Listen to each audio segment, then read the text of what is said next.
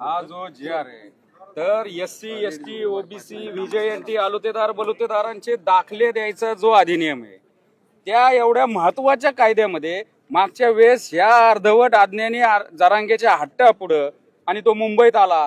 मग मुंबईत आल्यानंतर मग आता निवडणुका आलेल्या आहेत, मग त्या निवडणुकीला आता सामोरं कसं जायचं, निवडणुकामध्ये अडचण होईल म्हणून तो रात्री 12 वाजता 26 जानेवारीला तो सगळे सोयरे गणगोत असे शब्द याच कायद्यात टाकले होते। त्याला 8.5 लाख हरकती ओबीसींनी घेतल्या। मग आता हरकती घेतात त्याचा कायद्यात रूपांतर करता येत नाही, त्याच्या शासन निर्णय, मग त्यामुळे शब्द बदलले, शब्दछल केला, काव्यबाजपणा केला आणि त्या सगळे सोयरे आणि तो जो गणगोत शब्द काढला नातेसंबंधातील आणि कुळातील टाकला। आता हे म्हणतात की प्रचलित पद्धती आहे, त्याच्यासाठी एक कायदा आहे 2012चा, त्या कायद्यामध्ये प्रत्येक शब्दाची व्याख्या आहे, तिथं नातेवाईकाची व्याख्या आहे। त्या नातेवाईकाच्या व्याख्येमध्ये काय आहे, वडिलांकडच्या रक्त नातेसंबंधातील। यांनी इथं काय केलंय, नातेसंबंधातील। अहो नातेसंबंध कुठेही जोडतात, आता आंतरधर्मीय विवाह होतात, आंतरजातीय होतात, वेगवेगळ्या देशात होतात, कोण अमेरिकेमध्ये लव्ह मॅरेज करते, कोण युगांडामध्ये करते, कोण नायजेरियामध्ये करते। त्यामुळं अशा प्रकारे तुम्ही डायल्यूट करताय।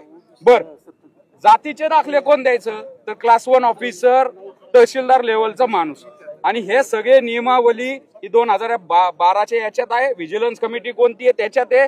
माधुरी पाटील या खटल्यामध्ये सांगितलंय तुम्ही कडक दाखले करा। पूजा खेडकरच्या प्रकरणानंतर आणखीन कडक झालं पाहिजे होतं। हे काय करतात, तलाठी बघणार कोण त्या कुळातला आहे तो माणूस, ग्रामसेवक बघणार, तो कृषी अधिकारी बघणार, तलाठी काय तिकडे याला जाणार आहे का काशीला, यांचं सगळं बाड उचकटून बघायला। त्यामुळं हे काय करतात, ते पुढच्या दाराने घुसता येत नाही तर बॅकडोर एंट्री करायची। तुम्हाला ओबीसी होता येत नाही, तुम्ही राज्यकर्ते जमात आहे, मग ओबीसीत कसं घुसायचं, कुणब्याच्या खांद्यावर बंदूक ठेवून घुसायचं।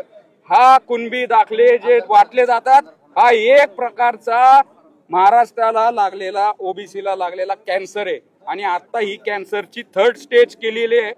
जर हा JR स्ट्राईक डाऊन नाही केला, हा JR मागे नाही घेतला तर कॅन्सरने आमचं ओबीसीचं आरक्षण सगळं संपणार आहे। आम्हाला परत दगडी फोडायला लागणार, परत आम्हाला डुकरं पळावं लागणार आहे। त्यामुळे याच्या विरोधात आम्ही न्यायालयात जाऊच, पण न्यायालयात जाऊन ते, कारण की एक आता सोलापूरच्या तहसीलदाराचं एक आता नोटिफिकेशन आलंय आणि ते कुठल्या तरी नरेंद्र मोदींच्या वाढदिवसाच्या निमित्त त्यांनी टार्गेट दिले प्रत्येक तहसीलदाराला 1000 दाखले त्या दिवशी वाटायचे। म्हणजेच हा JR घेऊन आम्ही कोर्टात जाऊन तो JR रद्द करस तोपर्यंत दाखले वाटून मोकळं व्हायचं।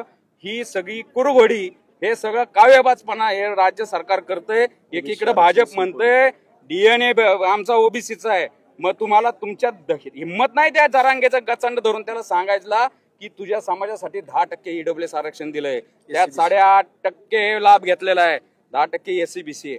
ओबीसीचं नेतृत्व संपून टाकायचं। आणि ह्या भाजपला मागच्या विधानसभेच्या वेळेस या ओबीसींनी खूप मोठं मॅन्डेट दिलं का, तर पवार साहेब आणि त्यांचे कोण सहकारी रोहित पवार जरांगेला पाठिंबा दिला म्हणून। आणि आता तुम्ही उपकाराची परतफेड अशी करताय, आम्ही पण तुमच्या उपकाराची परतफेड करू। घोडे मैदान लांब नाही, स्थानिक स्वराज्य संस्था आल्यात त्यावेळेस आम्ही दाखवून देऊ। मग भाजपला आम्ही तुम्हाला जर वर उचलू शकतो तर तुम्हाला खाली पण आपटू शकतो आणि तुम्हाला बघायला भेटल। तुम्ही 2 दिवसात हा JR रद्द करा, शुद्धीपत्रक काढा, आम्ही कोर्टाची लढाई लढूच। पण आता महाराष्ट्रात जे रणशिंग फुंकलंय हे बारामतीमधनं आम्ही फुंकलेलं आहे। आता महाराष्ट्रातल्या तालुक्यात गावागावात असे मोर्चे दिसतील। त्यामुळं आमच्या ओबीसीच्या ताटामध्ये माती घालू नका।